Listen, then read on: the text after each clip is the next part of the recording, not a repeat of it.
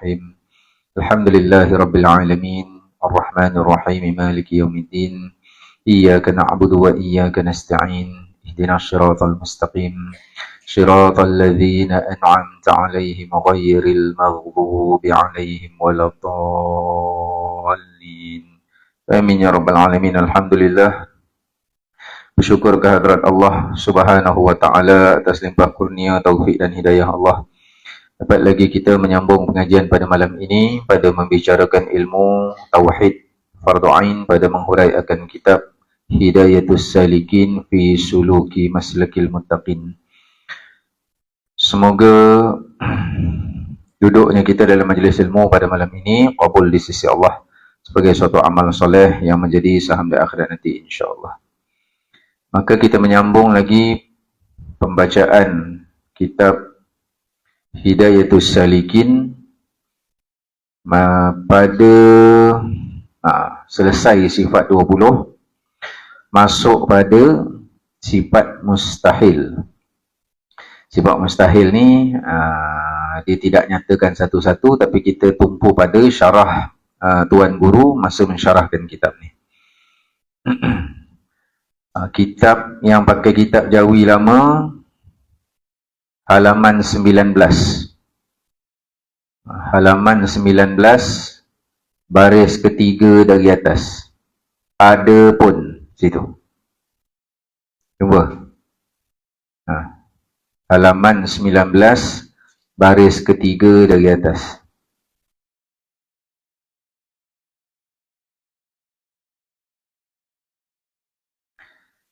Ada pun setengah sifat yang mustahil. Bismillahirrahmanirrahim. Qala syaikhul muallifu rahimahullahu ta'ala wa nafa'ana bihi wa bi'ulumihi wa barakatihi wa iyyakum fid daraini amin. Berkata Tuan Pengarang rahimahullahu ta'ala, adapun setengah sifat yang mustahil atas hak Allah Ta'ala itu, maka iaitu setengah sifat mustahil atas Allah, 20 sifat. Iaitu 20 sifat, lawan segala sifat yang tersebut itu juga. Baik. Maka dalam kitab Hidayatus Salikin ini memang ringkas. Jadi kalau kita memang tumpu pada kitab ni, tak ada kitab tauhid yang lain kita syarah, maka ringkas ni kita perlu tumpu pada syarah dia. Tak memada kita baca gitu, kita jalan je. Tak memada. Tak memada tu sekira-kira kalau tak syarah, kita jadi tak tahu. Datang dosa besar situ. Nah, baik. Maka Tuan Pengarang kitab mengatakan, adapun setengah sifat yang mustahil itu, adapun setengah sifat yang mustahil atas hak Allah Ta'ala itu, maka iaitu tu nisbah pada setengah sifat mustahil atas Allah tu. Kenapa dia sebut setengah sifat? Kenapa dia sebut setengah sifat?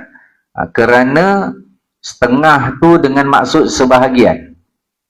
20 sifat mustahil tu sebahagian. Sebahagian daripada segala sifat yang mustahil. Jadi jalanan i'tiqad kita ni ada dua. Satu ijmal, satu tafsil. Ijmal ni umum. Umum ni mana? Maha suci Allah daripada bersifat segala sifat kekurangan.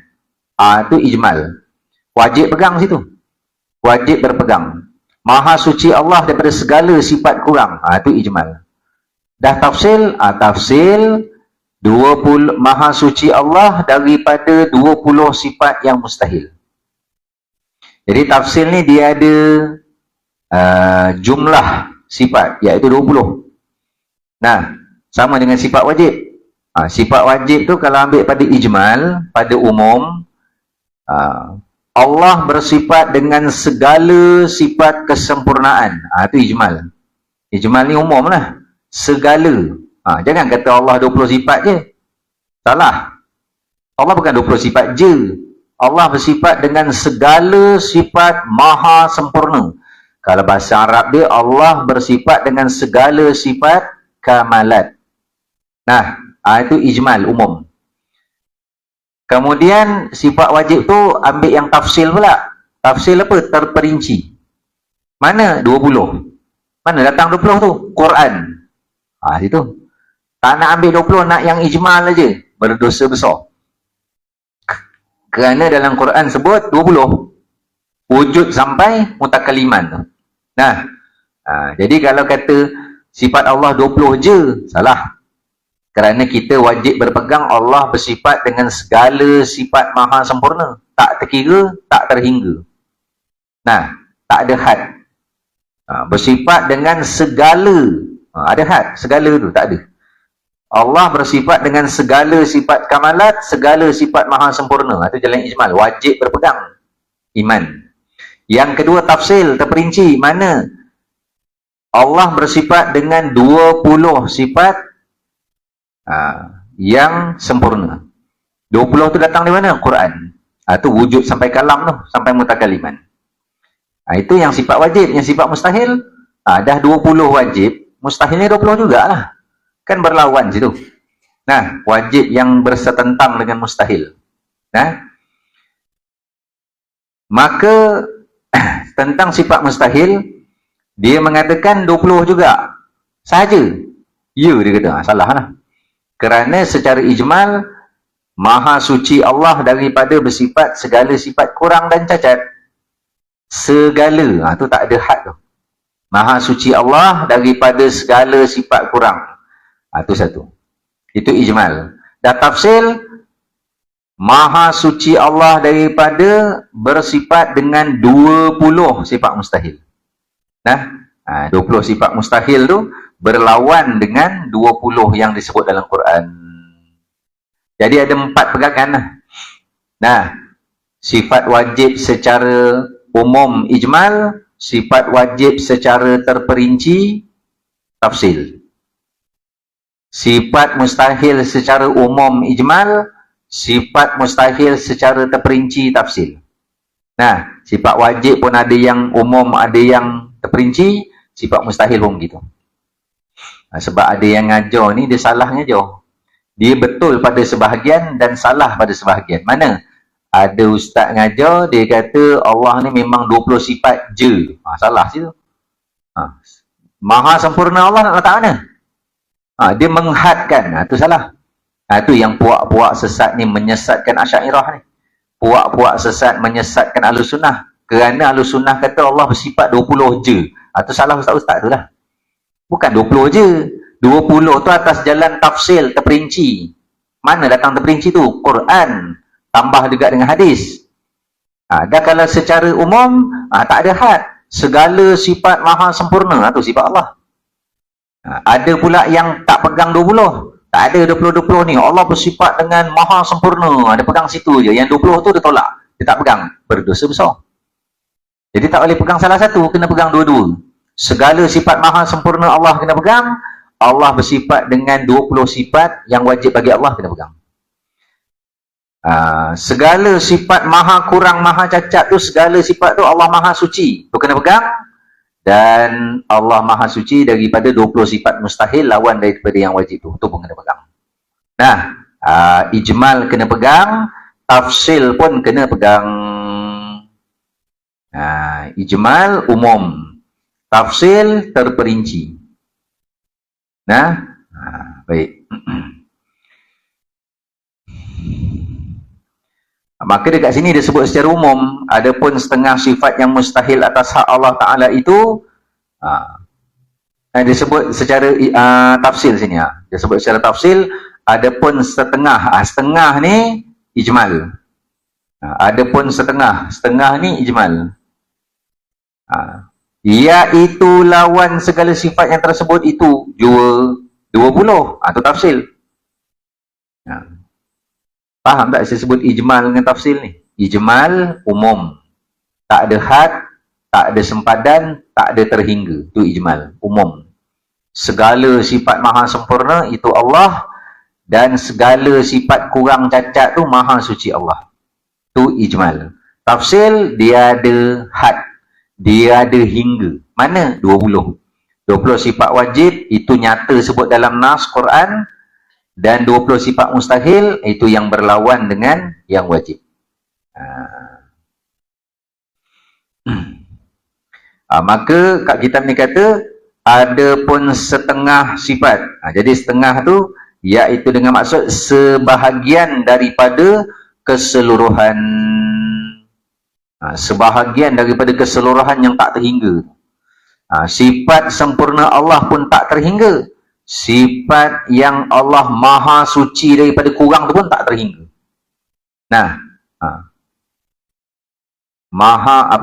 Allah bersifat dengan kurang, bersifat dengan cacat, maha suci. Maha suci Allah daripada bersifat cacat, bersifat kurang. Yang tak terhingga sifat cacat. Maha suci Allah. Situ kita nafikan. Itu masuk pada mustahil yang ijmal. Adapun secara tafsil, dia 20. Baik. Maka iaitu, dia kata situ, adapun setengah sifat yang mustahil atas hak Allah Ta'ala itu, maka iaitu apa? Setengah atas sebahagian sifat mustahil Allah tu 20 sifat. Dalam kitab di atas hari ini tak sebut. Disebut dalam kitab lain. Jadi 20 sifat yang mustahil ni mana? Adam, Hudus. Jangan ada sambung Adam, Idris, Nuh, Soleh, itu nama Nabi.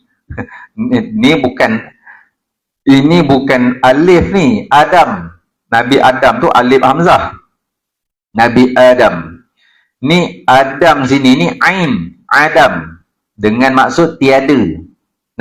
Adam, Hudus, Fana. Adam, Hudus, Fana, Mumasalah lil hawadis, Ihtiyaj li ghairih, Ta'adud. Kemudian Ajaz, Karahah, itu semua sifat mustahil tu. Iradah lawan dia Karahah. Kemudian Jahlun, lawan pada ilmun. Kemudian Mautun, lawan pada hayah. Kemudian A'ma, Umyu, A'ma, Bukmun, bisu, Soma, pekak. Soma, pekak, Umyun, buta, Bukmun, bisu. Itu semua sifat mustahil. Nanti kemudian dia masuk pada kaunuhu ajizan, lawan pada maknawiyah. Jadi yang mustahil pun 20 juga. Adam sehingga abkam, kaunuhu abkam, hal keadaan Allah yang bisu. Kita bagi laluan azan isyak. Kita berhenti keluar apa ni? Start 8 suku ni. Boleh InsyaAllah 8.45, 8.50 kita berhenti InsyaAllah. Allahumma salli ala sayyidina Muhammad wa ala alihi wa sahbihi wa sallim. Qala syaykhul muallif rahimahullah. Adapun setengah sifat yang mustahil atas hak Allah Ta'ala itu, maka iaitu setengah sifat mustahil atas Allah 20 sifat. Sifat Adam sehingga abkam, kaunuhu abkam. Sini depan ada tulis tak? Tak ada. Dekat kitab sifat 20. Baik. Iaitu 20 sifat lawan segala sifat yang tersebut itu jua. Yang ada kitab, cek ayat tu, adapun setengah sifat yang mustahil atas hak Allah Ta'ala itu, maka iaitu 20 sifat, iaitu lawan segala. Sin, ge, lam. Ge tu titik bawah. Jumpa? Bukan titik atas. Dia ge, huruf kap titik atas. Ini kap titik bawah. Segala. Baik. Maka setengah tadi kita dah huraikan. Apa dia setengah? Sebahagian. Sebahagian daripada apa? Daripada keseluruhan sifat maha sempurna dan keseluruhan maha suci Allah daripada yang kurang. Maka iaitu 20 sifat tu yang disebut sini pada syarah ni tak ada kat kitab ni. Pada syarah Syekh ni, lawan di sini dengan maksud dua i'tiqad yang berbeza. Jadi ingat, saya pernah pesan, mana-mana video dekat internet, bila ada fahaman-fahaman yang memperlekeh wajib dan mustahil ni, lawan-lawan apa benda ni, pelajar sifat 20 ada lawan-lawan. Nah, lawan-lawan ni bukan semata-mata antonim ataupun kata lawan, bukan. Lawan sini ni yang kata wujud lawan Adam, qidam lawan hudus, baqa lawan fana, mukhalafatuhu ta'ala lil hawadith lawan masalah lil hawadith. Ustaz tanya, ustaz jawab. Jemaah walau tak dapat jawab, biar akidah tu reti. Kalau lupa, wajib belajar semula. Kalau belum kukuh pemahaman, wajib belajar semula. Bila terlepas daripada wajib belajar ni? Bila dah betul alim, baru terlepas. Saya sendiri masih duduk dalam pengajian ulama'-ulama' tua. Masih.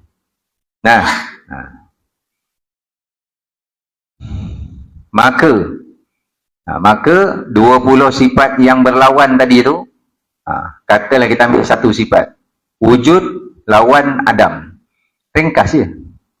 Lalu dia kata, kenapa nak ada lawan-lawan? Wujud-wujud lah, tak payah sebut Adam tu. Tu orang tak reti, orang jahil. Kerana kata ulama', yang kata sifat wajib bagi Allah, wujud tu sungguh-sungguh tentu. Itu maksud yang disebut sifat wajib tu. Sifat wajib tu wajib pada akal. Sifat mustahil tu mustahil pada akal. Bukan wajib pada Allah bersifat gitu. Kalau Allah tak bersifat gitu, berdosa. Bukan. Baik. Maka bila sebut wajib bagi Allah, ayat panjang dia, ayat panjang dia apa? Sifat wajib bagi Allah tu ayat panjang dia apa? Wajib pada akal kita mengenai Allah. Tu ayat panjang dia. Jadi kita tak pakai ayat panjang, memang pakai ayat pendek, wajib bagi Allah. Wajib tu pada akal kita. Kita mengimani akan Allah tu melalui sifat dia, apa yang mesti pada akal kita. Allah mesti wujud. Situ pada akal kita. Kalau kita beriman atau berpegang Allah tu tak wujud, kita kafir. Wala'ayazubillah. Dan Allah tu tetap wujud. Ke bila hamba atau makhluk ni mengatakan Allah tak wujud, Allah terkesan. Tak? Baik. Maka yang sebut lawan tadi, sungguh-sungguh tentu. Atau setengah kata sungguh-sungguh ia. Ia, lawan dia tidak. Sungguh-sungguh tentu Allah itu wujud. Itu maksud sifat wajib tu. Dan mustahil, sungguh-sungguh tidak Allah tu tiada. Jadi maksud dia apa? Dua pegangan. Supaya apa? Agar jazam akidah kita. Supaya putus akidah kita. Bukan semata-mata sifat tu berlawan, bukan. Kalau dia pegang pada sungguh-sungguh tentu Allah wujud, kemudian sifat mustahil dia tak pegang. Sungguh-sungguh tidak Allah tu tiada, dia tak pegang. Maka dia akan dia akan ada risiko was-was akidah. Orang kata kalau Tuhan tu tak wujud macam mana? Jadi dia memikir kalau tak wujud macam mana pula? Ataupun dia mikir, Allah wujud, satu hari nanti buatnya tak wujud macam mana? Jadi was-was syubhat akidah ni dapat ditolak melalui apa? Sifat mustahil. Yang mana sifat mustahil ni, orang ni dia jadi bila sebut dia ni pegang sifat mustahil tapi dia tak tahu dia pegang. Mana? Contoh kita tanya Allah wujud tak? Dia jawab wujud. Kemudian kita kata, kalau Allah tak wujud macam mana? Dia kata, hei kau ni, mana boleh Allah tak wujud? Mustahil lah. Tu dia dah pegang sifat mustahil tu.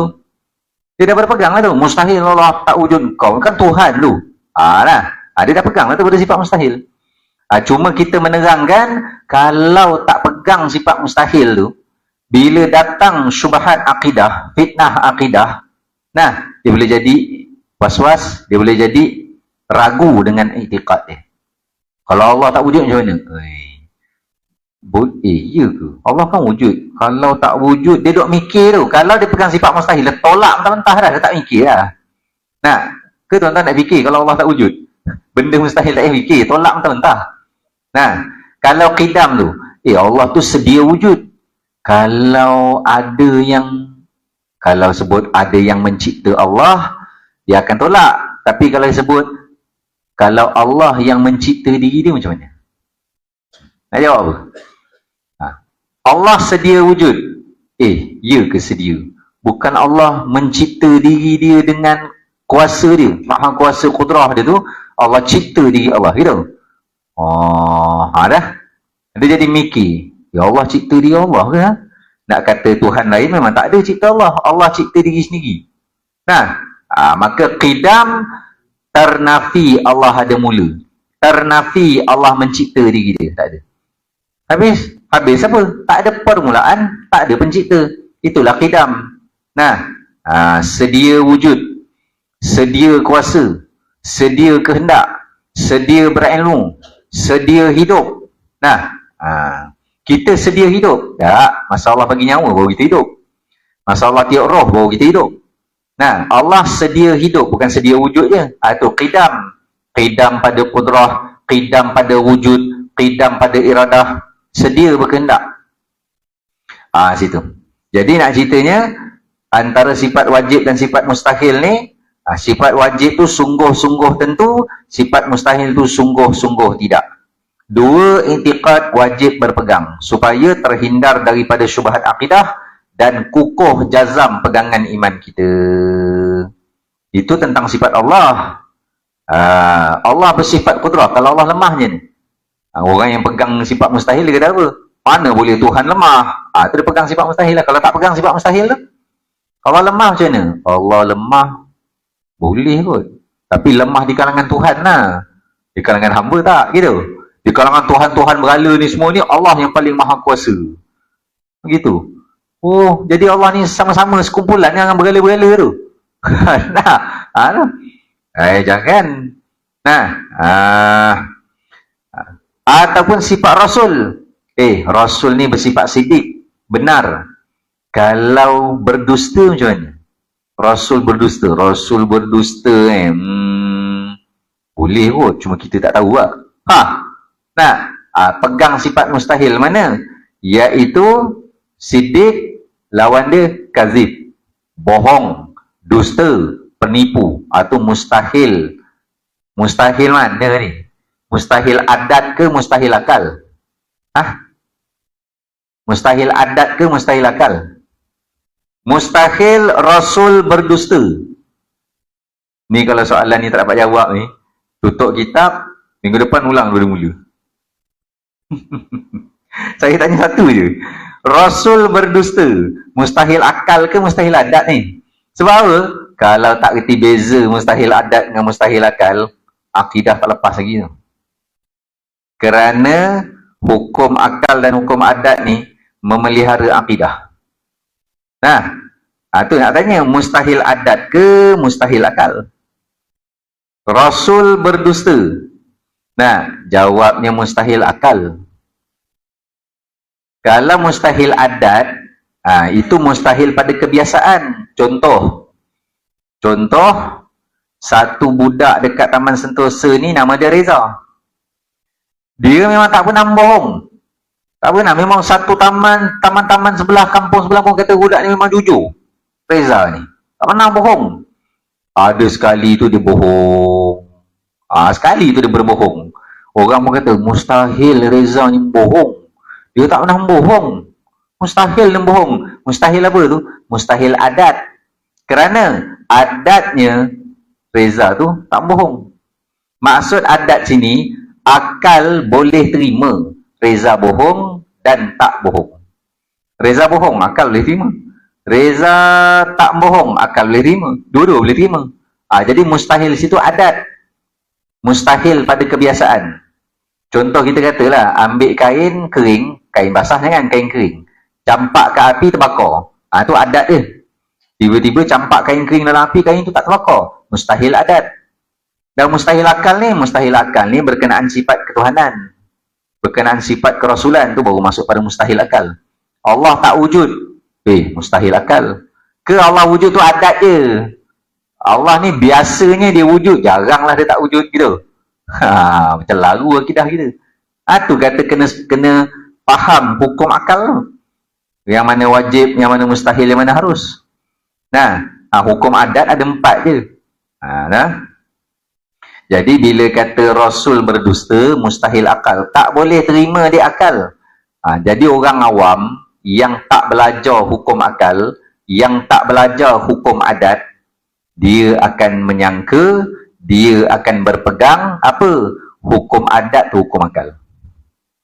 Nah, nanti mulut dia kata apa? Ikut logik akal. Nah, api kalau kena dekat kain kering tak terbakar, mustahil lah. Ikut hukum akal lah, dia kata. Hukum akal yang dia sebut kat mulut dia tu, hukum adat. Nah, mustahil lah. Ikut hukum akal, mana boleh tak terbakar, mesti terbakar. Nah, tiba-tiba tak terbakar pula. Ni apa, tak masuk akal. Nah, walhal api, kain kering kena api tak terbakar, masuk akal. Masuk akal. Tu orang suruh belajar hukum akal. Nah, api kena pada kain kering, tak terbakar kain kering tu. Mustahil. Mustahil. Mustahil adat. Bukan mustahil akal. Dan maksudnya, masuk akal ke? Kain kering kena api, kain tu tak terbakar? Nah, masuk akal. Apa maksud masuk akal tu? Harus pada akal kain tu terbakar, harus pada akal kain tu tak terbakar. Dua-dua harus pada akal. Kerana apa? Kerana terbakar tak terbakar bukan kudrah api, tapi kudrah Allah. Nah, apa yang kata mustahil tadi? Mustahil adat. Nah, bukan mustahil akal. Mustahil adat. Adat kebiasaan api kena kain kering, terbakarlah kain tu. Nah, mustahil tak terbakar, mustahil adat. Bukan mustahil akal. Ni yang kadang-kadang masuk pada sifat 20. Sebelum bicara bab ketuhanan, buka lah mana-mana kitab Jawi, kitab Melayu, kitab Nusantara ni. Ke berani buat kitab Arab sini? Nah, kitab Arab gundul pula tu. Tu gundul. Arab tak ada baris. Kepala orang ada rambut. Kalau botak orang panggil apa? Gundul lah. Gundul kepala dia tu. Ataupun tanah. Dia tarah bagi kata, gundul dah tanah ni. Orang panggil gundul. Jadi kitab ni, Arab ni, biasa dia ada baris. Maksud kata baris tu umpama rambut. Jadi orang tak ada rambut, botak dia panggil gundul. Kita Arab ni, bila tak ada baris, panggil gundul lah. Tu panggil kitab gundul. Arab tak ada baris. Nah, Qaf, Dal, Ra. Nak baca Qadara ke? Nak baca Qadari ke? Nah, tu. Tak ada buka, tak buka kitab Arab sini kan. Jadi, mana kitab Nusantara, Jawi, Melayu pun, kalau betul kitab tu kitab Tauhid, dia takkan masuk bab ketuhanan, melainkan dia bicara bab hukum. Hukum apa?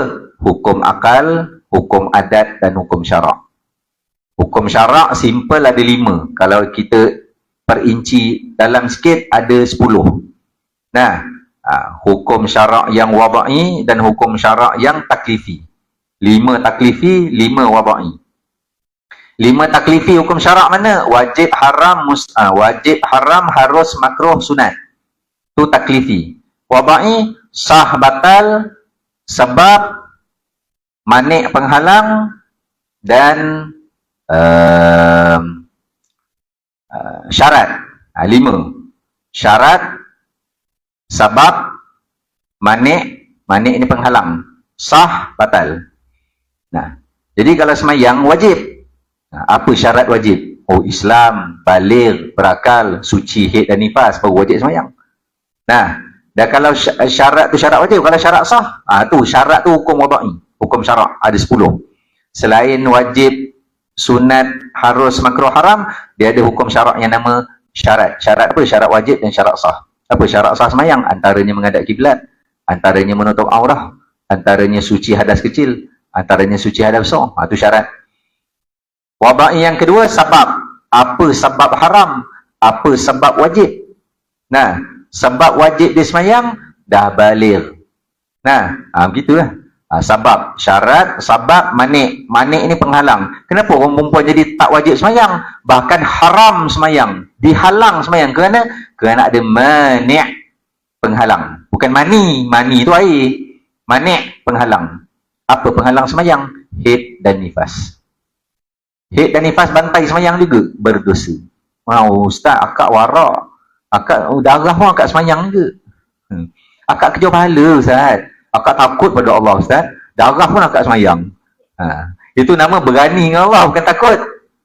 Allah kata haram semayang dan semayang juga. Lainlah darah istihadah. Itu manik penghalang. Kemudian, sah. Apa yang kata ibadat tu sah? Yang kelima, batal ataupun fasid, wasak. 5 tu wada'i. Jadi hukum syarak ada 10. Sebelum bicara bab ketuhanan, dia bicara bab hukum syarak. Tapi hukum syarak ni biasa kalau dalam bab tauhid dia sekali imbas gitu je. Yang dia tekan 2 hukum. Hukum akal dengan hukum adat. Hukum akal tu wajib, mustahil, harus. Jadi wajib syarak lain, wajib akal lain. Mustahil adat lain, mustahil akal lain. Harus pada syarak lain, harus pada akal lain. Itu dia bicara tu. Baru masuk bab ketuhanan 20 sifat. Hukum akal tak banyak, 3, wajib, mustahil, harus. Dan hukum adat 4 aja. Ada kerana ada. Tiada kerana tiada. Ada kerana tiada. Tiada kerana ada. Ada kerana ada, adanya hangus kerana ada api. Tiadanya hangus kerana tiada api. Adanya sejuk kerana tiada pakaian. Itu ada dengan tiada. Tiadanya terbakar kerana ada air. Itu semua hukum adat. Hukum adat tak reti, bila tiba bab karamah, dia jadi celaru. Tu tolak tu. Menolak karamah para wali, menolak karamah orang soleh. Kalau menolak mujizat, murtad. Kalau menolak karamah, berdosa besar. Tu. Jadi saya tanya tadi, Rasul berdusta, mustahil adat ke mustahil akal? Biar ustaz je lah jawab, dia kata. Akulah yang jawab, mustahil akal. Kalau Reza yang tadi tu budak yang jujur, tak berdusta, tak pernah berdusta, tiba hari tu dia membohong, dia berdusta, apa hukum tu? Reza ni orang budak jujur berdusta. Harus pada akal Reza berdusta, harus pada akal Reza tak berdusta. Harus. Yang kata mustahil akal tadi, itu Rasul. Tak boleh terima kita Rasul berdusta. Menyalahi sifat kerasulan. Dah Reza bohong, sifat manusia biasa. Ada ni bohong tu, itu tak mustahil pada akal. Hanya adatnya Reza tak bohong, tiba-tiba dia bohong, mustahil adat saja, bukan mustahil akal. Ke ada sifat kerezaan. Reza berdusta menyalahi sifat kerezaan. Reza ada sifat dia sendiri. Gitu. Tak ada. Itu mustahil adat. Biar reti beza. Baik. Jadi, kalau tak pegang Rasul tu mustahil kazib, kalau Rasul bohong macam mana? Agaknya boleh jadi Rasul yang bohong. Entah dia sembunyi wahyu. Sembunyi wahyu. Pukul 9 dah. 8.45 tadi. Saya rasa macam ni bab tauhid ni. Cukup lah tu. Lapan suku. Tak puas. Dia bab tauhid ni dia tak boleh gambang gitu. Kena perinci. Saya nak sebut tadi tentang sifat kazib Rasul ni. Yang kata tadi agaknya boleh jadi Rasul yang bohong tak? Agaknya. Tak boleh. Itu kan mustahil pada akal, bukan mustahil pada adat tu. Rasul bohong mustahil pada akal kerana itu menyalahi sifat kerasulan. Bahkan ada dalil daripada nas, Quran dan hadis. Situ. Kemudian saya kata tadi, yang kata Rasul tadi mustahil berdusta. Ada orang yang akidah dia tak rukun, entah boleh jadi Rasul dusta tak? Entah ada wahyu dia sembunyi. Sembunyi masuk sifat lain. Sembunyi sifat kitman, berlawanan dengan sifat tabligh. Ni Syiah, dia ada ambil yang ni, kitman. Apa? Menyembunyi, tidak menyampaikan. Dia mendakwa Rasulullah SAW ada menyembunyikan wahyu. Dia tak sampaikan habis pada kita, Nabi ni, dia kata. Nah, tu Syiah yang murtad tu. Nah, bahkan Quran yang sampai pada kita tak lengkap. Habis yang lengkap mana? Ada satu Quran yang kami punya. Oh, dia punya pula. Nama apa? Mushaf Fatimah. Mushaf Fatimah. Bukan Mushaf Quran. Quran dia lah tu. Mushaf Fatimah. Ini yang lengkap. Dah kata Nabi tak sampaikan yang lengkap. Yang lengkap kau ambil daripada mana? Ambil daripada padri dia. Ambil daripada ulama' dia. Yang sesat tu. Dia kata Nabi tak sampaikan habis wahyu tu. Kenapa? Ada satu hadis. Nabi kata, seandainya engkau tahu apa yang aku tahu, nescaya engkau akan banyak menangis daripada banyak tahu. Apa yang Nabi tahu tu? Nabi tak bagi tahu. Menyembunyikan, dia kata. Kitman, sifat mustahil tu. Ini bukan semata-mata lawan tu. Jangan dengar puak-puak yang tak belajar, lepas tu dia tohmah ilmu tu. Biadab namanya. Kemudian, ada lagi satu hadis. Mana? Nabi masa keluar dengan sahabat, Nabi suruh duduk dalam satu bulatan, Nabi lukis dengan tongkat Nabi. Nabi ambil tongkat, lukis atas tanah tu bulatan, Nabi suruh sahabat duduk dalam bulatan tu. Jangan keluar sampai aku balik. Nabi bagaimana? Berdakwah di alam jin. Nabi keluar, di balik bukit tu Nabi hilang, sahabat tu duduk dalam lingkaran bulatan. Macam kita main ting-ting tu, lukis atas tanah kan? Main ting-ting tu kan, lukis petak 4 kan? Ke tak tahu ting-ting? Ayah tak tahu ting-ting ni. Ni agaknya bukan orang Malaysia, orang Scotland ke, orang Iceland ke, sana tak ada ting-ting je lah. Ting-ting kita lukis petak ni, lukis bulan.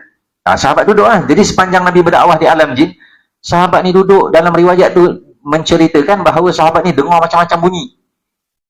Maksud kata terbuka hijab telinga. Tapi mata tak nampak apa-apa. Nampak yang itulah yang depan mata dia tu. Tapi dengar macam-macam. Hampir nak jadi takut, tapi dia tak berani keluar daripada lingkaran tu. Dia duduk sampai Nabi balik. Nabi balik, dia pun keluar daripada bulatan yang Nabi lukis tu. Berjalan dengan Nabi, sahabat tu cerita apa? Ya Rasulullah, sepanjang kepergian kau, aku dengar macam-macam benda. Nabi kata apa? Selamat kau tak keluar daripada lingkaran tu. Kalau kau keluar, nescaya kau tak akan balik. Sahabat tak tanya pun, bunyi apa tu? Nabi pun tak cerita. Kau tahu, kau dengar apa? Nabi tak cakap macam tu. Nak ceritanya benda yang sahabat dengar. Nabi tak syarah, tak sampaikan pun. Nabi menyembunyikan wahyu.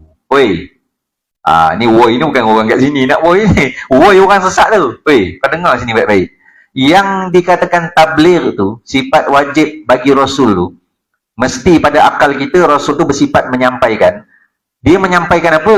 Menyampaikan yang diperintahkan oleh Allah untuk disampaikan. Wahyu ni banyak yang Allah perintah, wahai Rasul, sampaikan. Baru Nabi sampaikan.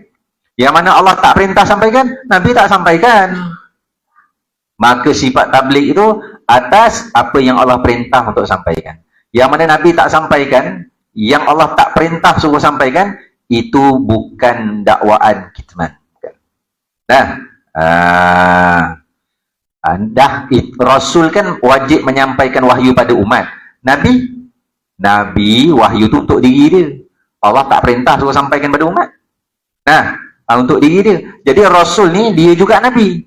Itu yang bila belajar tauhid, setiap Nabi belum tentu Rasul. Tapi kalau Rasul, confirm Nabi. Jadi Nabi ni yang Rasul ni, dia adalah sekali Nabi. Jadi wahyu yang dia tak sampaikan pada umat tu adalah untuk diri dia je wahyu. Itu yang fahaman sesat mendakwa, wahyu untuk diri dia yang tak sampai pada umat tu dikata kitman, menyembunyikan. Murtad lah kau. Kerana Rasul ni mustahil pada akal kita pada menyembunyikan wahyu. Lainlah kita. Pengurusi kata sampaikan gini-gini kat jemaah. Kata kat setiausaha sampaikan gini-gini kat jemaah, pengurusi kata. Yang lain-lain tu tak payah cakap lah. Yang lain-lain tu antara kita ahli jawatan kuasa tahu cukup dah. Dia setiausaha gatal mulut. Yang tak perlu sampai pun cakap dengan jemaah. Tu kita, sebab tu orang tak pilih jadi Rasul. Kepo. Benda yang tak bercakap pun pergi sampaikan. Boleh faham? Itu sifat manusia biasa. Gatal menyampaikan. Habis aib orang boleh sampaikan. Rasul tak. Sami'na wa ata'na. Apa Allah suruh perintah sampai, dia sampai. Apa yang tak. Senyap. Kita tak nyampai, tak sedap ni. Tak sedap. Benda. Situ. Baik, nanti kita ulang sikit lah tentang sifat mustahil tu. Ada syarah ni saya yang ni dah sampaikan, nanti ada sikit syarah lagi kita akan sampaikan pada sifat harus. Jadi ingat tentang sifat wajib, sungguh-sungguh tentu sifat wajib. Mana? Sungguh-sungguh tentu Allah wujud. Sungguh-sungguh tentu Allah qidam. Sungguh-sungguh tentu Allah baqa. Gitulah. Sifat wajib bagi Allah tu maksud dia sungguh-sungguh tentu Allah bersifat dengan 20 tu. Sungguh-sungguh tentu Allah qudrah. Dan sifat mustahil, sungguh-sungguh tidak Allah bersifat fana, binasa. Sungguh-sungguh tidak Allah bersifat umyu, pekak. Kesumu. Tu kena ni balik. Yang istilah Arab tu kadang terkeliru sikit. Nah, umyu, sumun, bukmun, umyu. Sumu ni, kalau bukmun, bisu. Sumun, umyu, buta. Sungguh-sungguh tidak Allah umyu, Allah buta. Sungguh-sungguh tidak Allah sumu, Allah pekak. Tu sifat mustahil. Sungguh-sungguh tidak. Nah, sungguh-sungguh tidak Allah ajaz, lemah, lawan pada qudrah. Jadi dia bukan semata-mata sifat berlawan, tapi ia adalah dua i'tiqad yang kita wajib berpegang. Wallahu a'lam bishawab. Jadi dengan itu saya mohon ampunan maaf atas kelewatan pada malam ni, dan juga saya mohon ampunan maaf di atas kekasaran bahasa, ketelanjuran kata, keburukan adab, kerendahan akhlak. Jika ada salah dalam penyampaian, saya mohon ampunan maaf. Kita tangguh majlis kita dengan kafaratul majlis dan suratul Asr. Subhanakallahumma wa bihamdika asyhadu an la ilaha illa anta astaghfiruka wa atubu ilaik. Faghfir li wa tub alayya innaka antat tawwabul ghafur la yaghfiru dhunuba illa anta. Bismillahirrahmanirrahim. Wal 'asri innal insana lafi khusr illa alladhina amanu wa 'amilus shalihat wa tawassaw bil haqqi wa tawassaw bis sabr. Bismillahirrahmanirrahim. Alhamdulillahirabbil alamin. Wassalatu wassalamu ala asyrafil anbiya'i wal mursalin wa ala alihi wa sahbihi ajma'in. Allahumma aftah alaina futuhal arifin. Allahumma anfa'na bima 'allamtana wa 'allimna ma yanfa'una wa zidna 'ilma warzuqna fahman sahiha. Allahumma barik lana fi Rajab wa Sya'ban wa balighna Ramadan fi khairin wa lutfin wa afiyah ya arhamar rahimin. Sallallahu ala sayyidina Muhammad wa ala alihi wa sahbihi wa baraka wa sallam. Walhamdulillahirabbil alamin. Taqabbalallahu minkum minna wa minkum taqabbal ya karim. Aqulu qawli hadha wa astaghfirullahal azim li wa lakum. Wassalamu alaikum warahmatullahi wabarakatuh.